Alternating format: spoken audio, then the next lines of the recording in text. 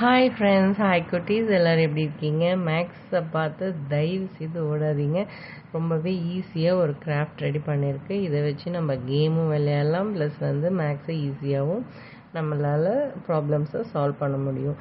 இது உங்களுக்கு மெமரி பவரை இன்க்ரீஸ் பண்ணுறதுக்காக தான் மெயினாக இது நான் ரெடி பண்ணியிருக்கேன். First X square X cube அப்படின்னு மென்ஷன் பண்ணியாச்சு.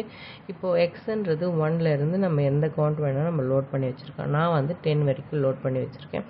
எக்ஸ் ஸ்கொயருன்னு பார்த்தீங்கன்னா 2னா 2 ஸ்கொயர் என்னது 4, 3 அதாவது 2 க்யூப்ன்றது அப்போது 8.